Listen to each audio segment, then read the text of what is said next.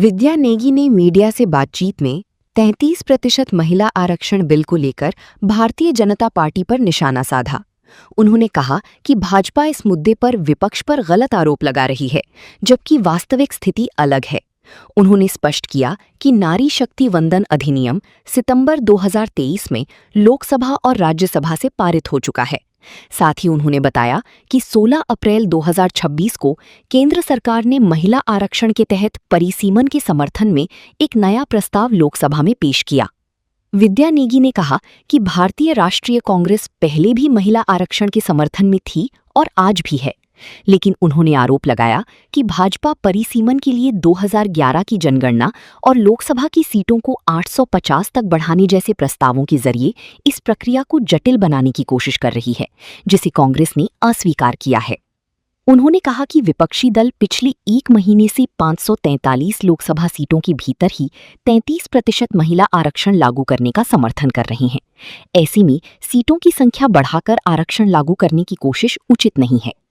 विद्या नेगी ने जोर देते हुए कहा कि भाजपा को मौजूदा 543 सीटों में ही महिलाओं को 33% आरक्षण सुनिश्चित करना चाहिए, ताकि इस ऐतिहासिक पहल का लाभ जल्द से जल्द महिलाओं तक पहुंच सके।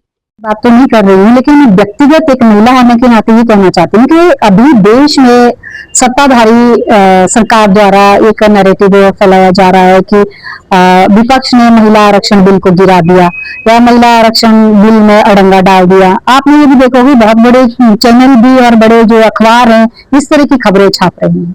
तो सबसे बड़ी बात है कि जब महिला आरक्षण बिल 2023 सितंबर में पारित हो चुका है, मैं आपको ये बताना चाहती हूँ कि उस दिन लोकसभा में सदन में 456 लोग मौजूद थे सदस्य, और जिसमें से 454 लोगों ने इस विधेयक के पारित करने के लिए अपना वोट दिया। सिर्फ 2 लोगों ने इसके विपक्ष में। इसके अलावा लोकसभा में भी राज्यसभा में भी लगभग 215 कुछ लोगों ने इसके सदस्य थे, उन लोगों ने इसको पारित किया है। तो जब ये दोनों सदनों से पारित हो चुका है 2023 में ही, तो आज ये एक तरह का एक नैरेटिव सेट हो रहा है कि जी विपक्ष ने ये गिरा दिया। ये मुझे समझ में नहीं आ रहा है। इसके साथ साथ ही अभी जो ये मैं एक सच बात आपको बताना चाहती हूँ इसके पीछे की 3 साल बाद 16 अप्रैल 2026 को इसको नोटिफाई किया गया, महिला आरक्षण बिल को नोटिफाई किया गया और इसको कानून बनाया गया। ये कानून बन चुका है तो इसको लागू कीजिए। लागू क्यों नहीं किया जा रहा है? दरअसल मुझे लगता है कि इसमें जो अभी बिल लाया गया ये एक संशोधन करना था। बिना कानून बनाए संशोधन तो किया नहीं जा सकता, इसीलिए आनंद कानून में कानून बनाया गया। 2-3 इसमें संशोधन लाए गए जिसमें ये परिसीमन का, दरअसल महिला आरक्षण बिल के पीछे परिसीमन को ही पारित करना था। लेकिन परिसीमन हम ये कह रहे हैं कि अगर परिसीमन करना ही है, जब ये विधेयक बना था, जब ये बिल पारित हुआ था, उस वक्त सत्ताधारी सरकार ने ही उस वक्त ये डाला था कि पहले जनगणना होगी और उसके बाद परिसीमन होगा। लेकिन आज क्यों 2011 की जनगणना के आधार पर परिसीमन करने की जल्दी हो गई है, ये हमारी समझ में नहीं आता। क्योंकि अगर परिसीमन होना है तो इसे 2026 की जनगणना, नई जनगणना, ओबीसी की जनगणना, एससी की जनगणना के आधार पर परिसीमन किया जाए।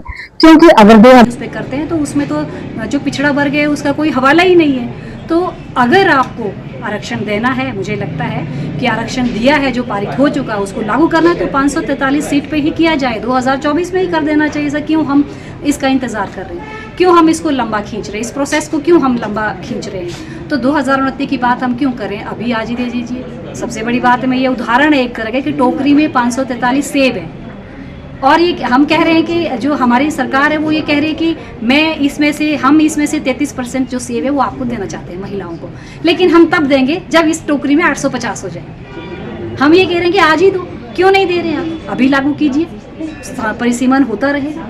मुझे लगता है जहाँ तक कि परिसीमन के पीछे भी कुछ न कुछ ऐसा है जो कि शायद एक ही दल को फायदा दिलाने वाली बात है। जब पूरे सभी दलों ने सहमति से इसको पारित किया है तो इसको सभी की सहमति से ही लागू भी किया जाना चाहिए। और जो अभी बात की जा रही है पूरे देश में, ये बहुत ही गलत है, बहुत ही झूठ है। हमारे महिलाएं बहुत समझदार हैं आज, और वो समझती हैं और समझें भी कि ये महिला आरक्षण बिल को कोई नुकसान नहीं हुआ, कोई नहीं गिराया गया, बल्कि वो कानून बन चुका है।